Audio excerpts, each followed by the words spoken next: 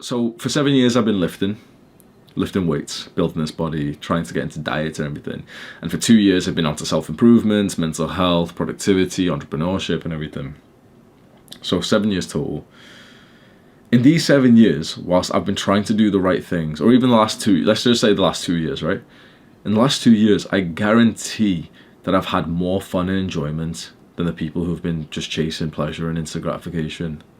That's very interesting, isn't it? Even if, let's say, COVID wasn't a thing or anything, that the guys who play video games, that the guys who spend money on fucking iPhones and go to the pub and, they're having fun, and they're the guys who are going to comment, like some 40-year-old prick will comment on this video, be like, oh, but life is for enjoyment, or all this shit. Trust me when I say, like, they're having less enjoyment than the guy who actually stays minimal and actually just focuses on his craft and enters a flow state every single day and, like, learns his, like, improves his skills, gets to spend time in nature, improving his mental health, being grateful. The guys that you see that are having fun, they're not having that much fun. When you, like, infiltrate that group, I know it sounds kind of autistic, but, like, I infiltrated the group of, like, the normal the fucking normies, like the higher value normies, not just the average or the below average guys, but somewhat the higher average normies who, like, go out and party and hook up with girls and, you're having loads of fun, lads getting pints and shit. I infiltrated those fucking normies, and I'm telling you right now that they're actually not having that much fun. Most of the time when they're out, they're actually kind of bored. Most of the time when they're home, they're actually kind of bored. They want more of their life. They actually want to be on the same path that we are, but they literally just can't get themselves to do it because they're still addicted to that fucking pleasure, to the comfort that comes from playing fucking Xbox. They just can't be productive.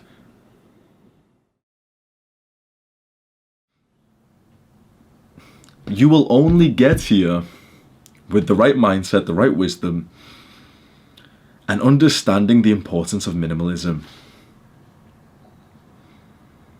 If you think you're, like, a little bit minimalist, and maybe you'd be, you'd benefit if you got more into it, trust me when I say, like, you're not even close. Like, the majority of people spend so much like, this is all about money. This isn't even to do with, like, mental load and time, and if anything, that's way more valuable, the amount of time that you spend. Do you know one of the debates?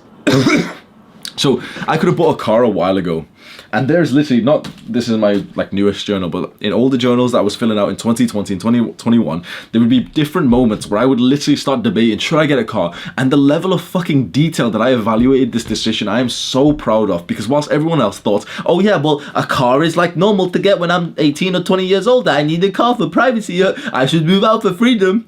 Freedom just means that you want to fuck a girl from Tinder. Shut the fuck up. Oh, but freedom... That's exactly what you want. That's at least 50% of the reason why, like, a young man wants to move out is because you want a place to fuck. And any guy who disagrees right now, bro, I swear to God, you just don't have the level of awareness to just admit that. There's other reasons to move out. That's one of the biggest ones. I would debate in excruciating detail, and I would visualize what would happen if I actually got my license and if I got a car. And so I would literally have these fucking debates in my journal. I'd be like, you know what? It will actually open up normal life that I don't want. Because I knew for a fact, like, I had this level of awareness. I knew for a fact that I would begin to, like, date more, and I would, like, do more socially shit when I didn't actually want to. And I wanted to be focused on building this business. So what I've just said, that story that I've just told you, you most likely are on the same page, and you think, like, oh fuck, that's a pretty good idea. Like, you had a huge level of awareness to think that if you did get a car, you'd become more social, you'd get way more distracted. Imagine that, but now on a macro scale with every decision that you make. You can certainly do this too far, and you can be like the guy who's, like, just solely thinking about his business, and that's what the video that I've linked below, that's what this guy Alex Becker does. But the thing is, we still fucking respect that.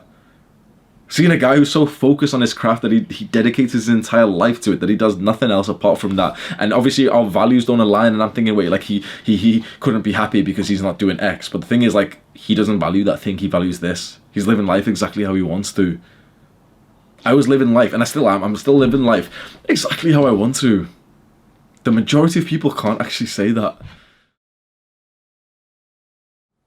There is an opportunity cost to every decision that you make. To every purchase that you make. No matter what you do, you're sacrificing something else. The majority of people just think on, like, the first consequence, which is, if I buy a car, then I'll have a car, and I'll be able to drive to places, and that would be fun.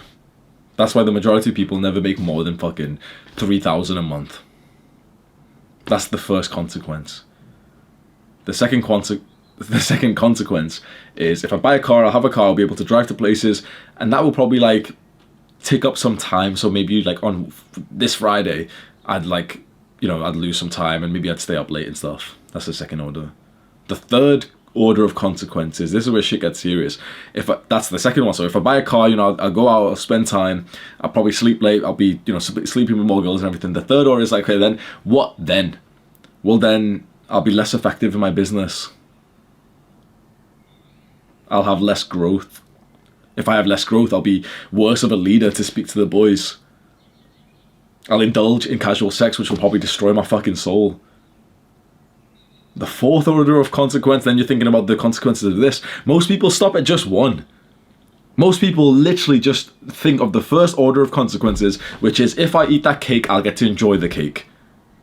Sometimes people slightly tick over this the second one, which is if I eat that cake, I'll enjoy that cake, but then I might, you know, the calories and some shit.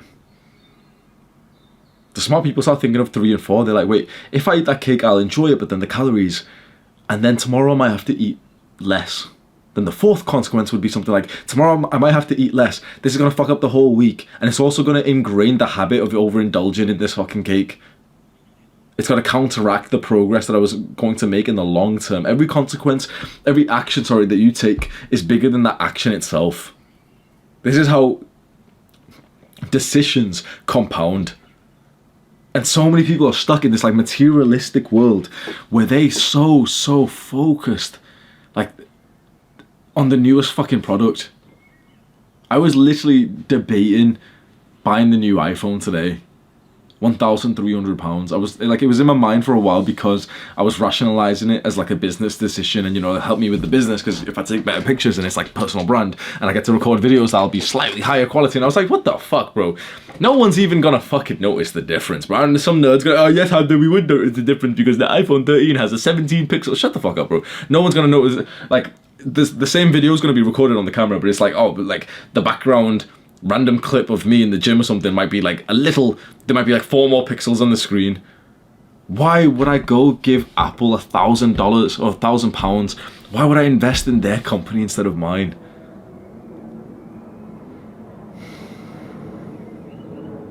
I wish I could drill this into the young people around me because I see everyone, like every single young person I see making stupid fucking decisions.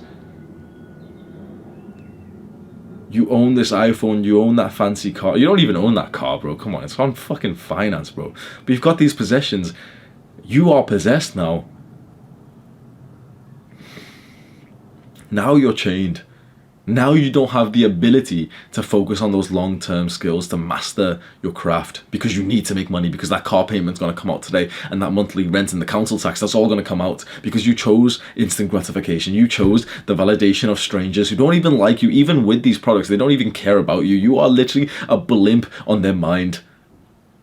But that was enough for you. Do not allow that to ruin your life and to lead you down the life of a normal person. Because they fucking hate their lives. They literally work for as long as they live. The average person. This phone, I got it for 100 and something pounds. Bro, I'm tossing this shit and I'm having fun just fucking playing around with this shit. If I buy the newest phone, I can't do that.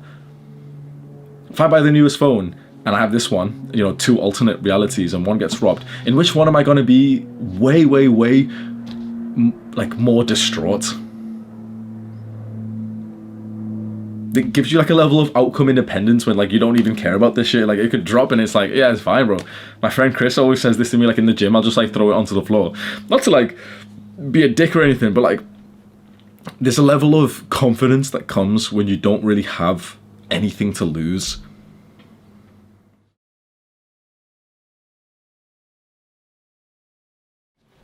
Thoughts of the lessons Alex Becker taught me popped up. When entrepreneurs make good money, most of them just start spending. Lifestyle inflation. Those guys are no competition. It's the guys that cut their own hair, drive shit cars, and reinvest all that money back into their businesses that dominate.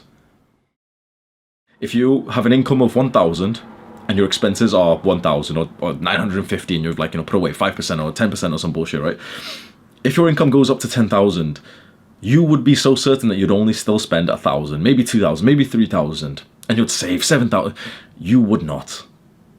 Once your income gets to a very good level, so 10,000 may be too much of an exaggeration, but let's say in the area of like 1,500 to 2,000, everyone thinks that that income increase would mean that they would save an extra 500 that they get to put into investments. No, they would not.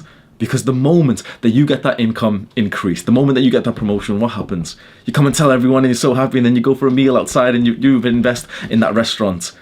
And you buy that product that you really wanted and you invest in that business. And that phone, you invest in Apple. You invest in everyone else apart from your own company. One of the things that I'm so proud of is that for this business, this channel, I invested almost entirely in my own company. Make $5,000 to $10,000 a month, and then after that, focus entirely on value. So the few thousand that you want to make, because most people won't have to be that ambitious to pick the upper end of that. So whilst I said 5,000 to 10,000, the majority of people watching this, because most guys have got low testosterone, you probably thought, 2,500 is okay for me. Okay, 2,500. Once you've made that amount that you need to live like a comfortable life, it pays all the expenses, you don't have to work another job or anything, and obviously just saving some away, maybe helping your family and everything. You focus entirely on taking your business and making it the best business possible for the customer. So, for example, if it's like social media, you focus entirely on making the most valuable, the most helpful videos. That's why you see on my YouTube channel, I don't even try to sell that much. I could increase my income right now. I could do 3 videos where I really mention like, oh yeah, buy my course and all this shit. I don't need to. I focus on the value that the audience gets. Of course, there's some experimentation with that. We've done shorter videos, longer videos, unfiltered, edited and everything. But that's all in the purpose to give more value to the viewer, which is to fucking influence guys to be more like Adonis. When you can focus on value whilst your competition is focusing on profit, you dominate. Because my competition right now is still trying to sell fucking coaching and courses.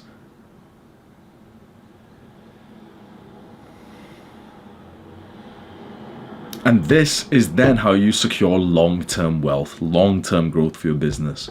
Plus, the huge benefits are actually growing something that you know helps other people. And that gives you like this huge level of fulfillment.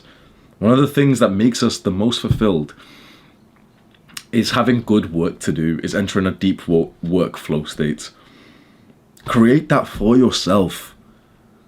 Once you're not chasing money, you can create the exact tasks that actually give you that huge level of fulfillment. Then you're living that masculine fulfilled purpose, which is like, yeah, every day I wake up and I focus on this. Focus on money when it's a necessity, and then focus on value as soon as you're making enough. And enough is honestly a lot lower than most people actually think it is. What I do with my time is I read and learn to improve the skills that I used in this business. I learn social skills. I learn how to speak to the camera.